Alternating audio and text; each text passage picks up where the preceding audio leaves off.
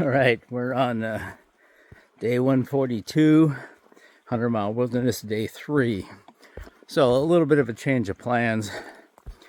We just got dropped off at Long Pond Road, and it's going to be difficult because I'm climbing up right now on rocks.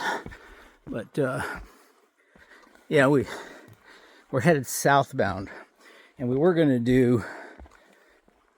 We were gonna end today at Long Pond Road, but Vanish wasn't sure that she could get the van down here, and that would be a real gamble to take slack packs and then find out you can't get picked up and be stuck out here overnight without tent, sleeping bags, food, etc. So anyways, I suggested, well, why don't we drive up here in the morning and hike south? And then if the van can't make it, we'll go back to where we were, grab our full packs, and do a 2 or 3 day hike in the wilderness. Well, we made it, so that's the good news. But the one wrinkle is that it's a pretty long drive. So we didn't get started till quite a bit later. And it's still a long hike. So we'll probably be finishing in the dark, which we don't like to do, but it is what it is. It's a cool morning. It's like 63 degrees, sunny skies. So the other thing that change does, pretty much, if we're going northbound, we've been a long hike uphill, 4,000 feet up. But going southbound, it's a short uphill, but it's all at the beginning. So we're walking up 2,000 feet to the top of the mountain and then walking downhill 4,000 feet. Yeah. So today's hike is just over 15 miles and 20-something hundred feet of ascent. One cool thing that we are not going to do, but it'd be cool if we could, is towards the end we're passing through an area called Gulf Haggis, and it's known as the Grand Canyon of Maine.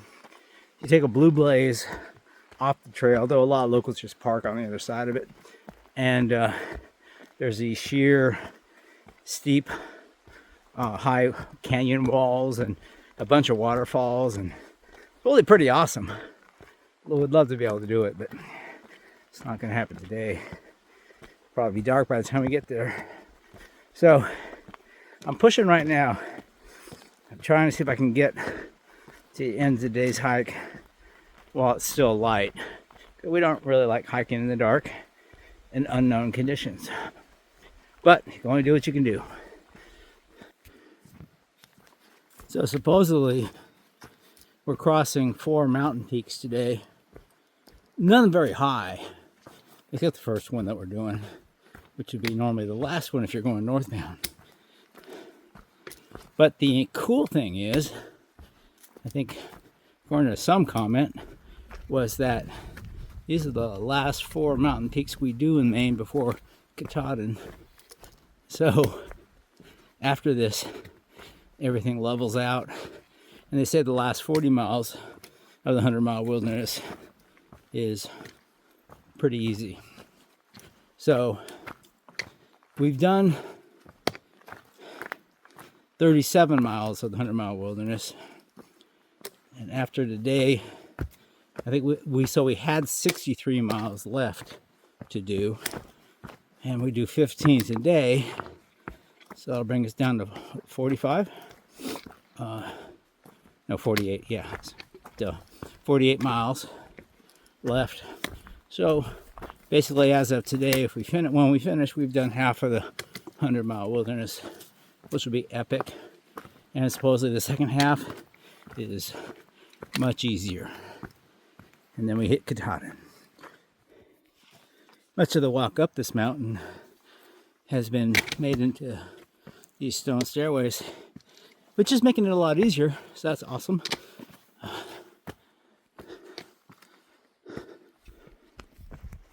So far, this hike up this mountain has been quite a joy. Pretty easy. either stair steps or it's gradual. And yeah, I just met a hiker, Alex, who's doing the 100-mile. Awesome person. And she was telling me that, well, near the top it gets a little gnarly. So we'll see. We've just reached the viewpoint called Logan Gorge View. Check it out.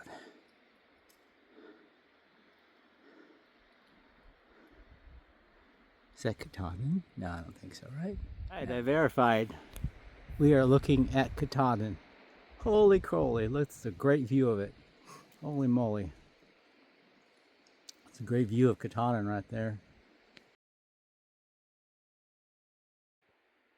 So there's been a lot of things that have been interesting about dealing with the 100-mile wilderness and Baxter Park. So with 100-mile wilderness that we're slackpacking, these are all roads that are logging roads controlled by different people, and you have to pay to get in. It turns out that it's an $18 fee to get in. And we're like, okay, that's not that big of a deal, right? But they do the same thing as a drive-in movie business model. It's per person, which never made sense to me for drive-in movies. It's one car, takes up one spot. But the same here. One car goes on the road. But they actually charge you per person. And then there's another $15 to camp inside. So $56 for the three of us to get in, another $15 to camp. It's not the end of the world, but it's kind of weird. But yeah, we're trying to navigate these long dirt roads and make sure they're okay. So far, so good. Then the issue is getting to Katahdin. So it gets quite complicated. I don't know if we have time to get into it, but to be able to climb up, the base of Katahdin Mountain is 10 miles inside of Baxter Park. And so you have to be able to get to that base. And the way to do that is you go to the front gate as a through hiker and ask to be able to stay at the Birches. They set aside 12 tent sites for campers, for through hikers, and you pay $10, and you also fill out a form to get the permit to summit, and then you can stay at Birches, and the next morning you summit up to Katahdin and down. We tried to figure out different ways of getting in, and one of the ideas was to camp inside with our van, and then we would already be inside. But our van is 11 inches too tall. We never thought about that. I had never considered that would be an issue. Yeah, they have a 9-foot limit on vehicles going into the Baxter Park. So we can't get in. Shuttles don't go in the morning because you have to have a day pass to get in, and you have to pay for that. People wait in line to get those.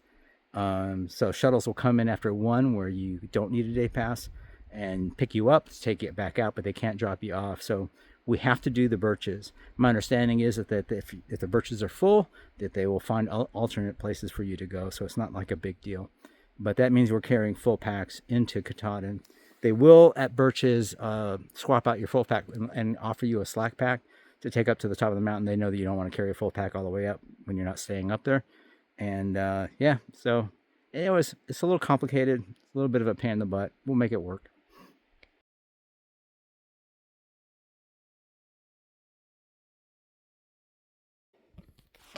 We've been climbing hundreds and hundreds of feet of these stairs. And there's some sections without them, but man, there's a lot of stairs, most I've ever seen on the AT. And I have to think about all the human labor that went into moving all these rocks. And that's no pun intended, but a ton of work. That's impressive. And yeah, my hat's off to the, I guess the group here is the MATC for building all this and making this ascent or descent for those heading northbound on this that much easier. I mean, it's beautiful too. It looks like something out of a garden. All right, continuing our climb to top of Whitecap Mountain. Probably the biggest, well, I'm sure it's the biggest climb of the day. We're in the Alpine region here. You can see by the short little trees. And it looks like the top is somewhere up there. Maybe less than 100 feet up. Yay. All right, we're still climbing up, but man, look at these views. And Katahdin. And wow. There are probably better views at the top, but just in case I'm getting these.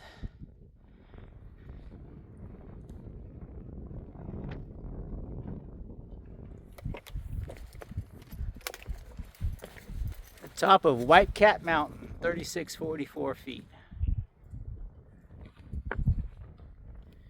Yeah, I'm really happy how this has worked out. So we just climbed up this mountain, and we've only got 3 more peaks to go, but they're all relatively less climbing. We have Hay Mountain, and then West Peak, and then Haggis. I don't know how you really pronounce that. I pronounce it kind of like the Scottish food, but Haggis Mountain. And then we're done. Yeah, it's been a great day. I mean, it's just been, I really liked the fact that we got all our big ascent, big climb done at the beginning of the day. Now we're mainly descending with small little climbs at the top of those peaks, but they're relatively small climbs, and that'll be good. All right, it's a bit maybe anticlimactic, but we reached the top of the second peak, Hay Mountain, and 2 peaks down, 2 peaks to go. So that's kind of awesome. Yeah, we just summited West Peak, so that's in the bag. Now we just have 1 more peak to go. All right, we reached the top of the 4th peak, Gulf Haggis Mountain.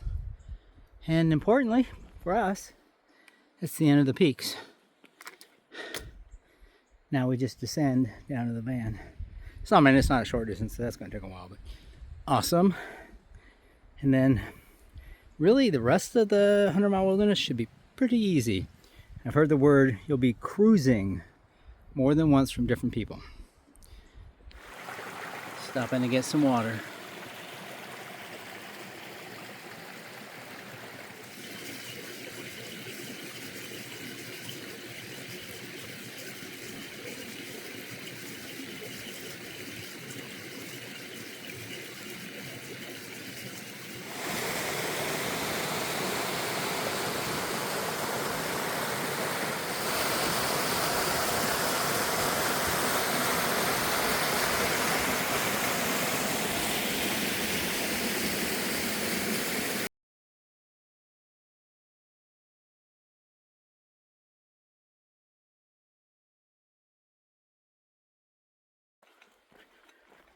Hey, it's getting close to the end of the day. So the good news is we made good time. Not great time, but good time. And so not having to worry about running out of daylight. It's still relatively early. We're less than 2 miles from the van, which will be at Katahdin Ironworks Road, or as the locals call it, KI.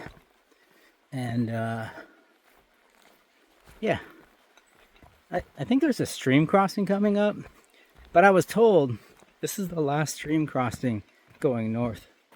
So cool. I mean, we've been pretty fortunate with stream crossings.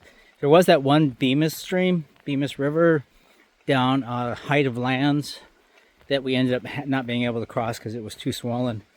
But otherwise, all the streams have been really low.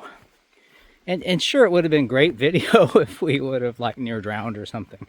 You know, we've seen some of the videos that where people have struggled to cross, and it's great. But we've been fortunate, you know, getting our shins wet or even up to our thighs. But that's it. And Maine is notorious for having these streams that are difficult to cross if it rains a lot. So we've been fortunate. So I'm happy about that. This is the last stream. Or if we're done with streams, awesome. All right, we made it across that last stream, and that was really not much of anything. It was easy rock hop. So I guess that's it for streams. Well, we'll see. But that's what this other hiker said that a ridge runner told them. So maybe, again, like last night, we are staying in the van. We're boondocking or camping in the van because it's just not worth getting out and driving all the way out of the wilderness. So the wilderness is kind of like where we're going to be for the next few days. So yeah, in fact, the plan is 1, 2, 3, 4 more days of hiking in the wilderness before we hit Baxter State Park at A-Ball Bridge. Here's the stream we need to cross. Buzz is on the other side. So this is the last stream. Well, this is a proper stream. This is supposedly the last stream we crossed. Okay, well, do it upright.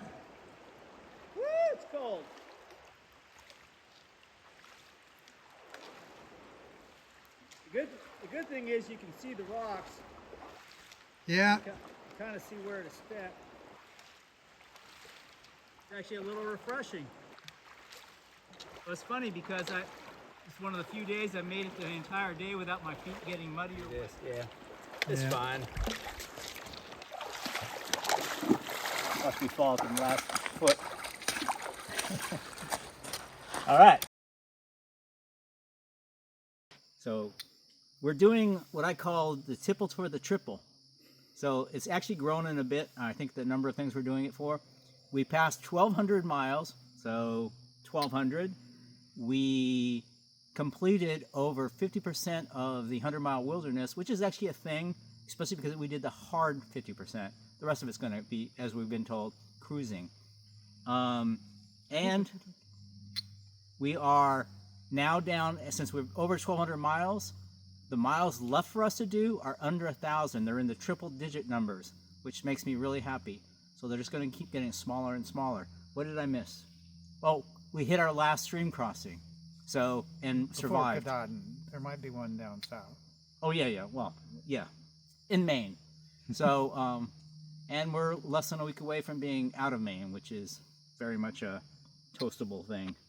I like Maine. I like it. I just want to get out of it. Anything I missed? No, I think that's it. The most important, Vanish didn't put the van in the ditch. Cheers. All right. That'll warm your cockles.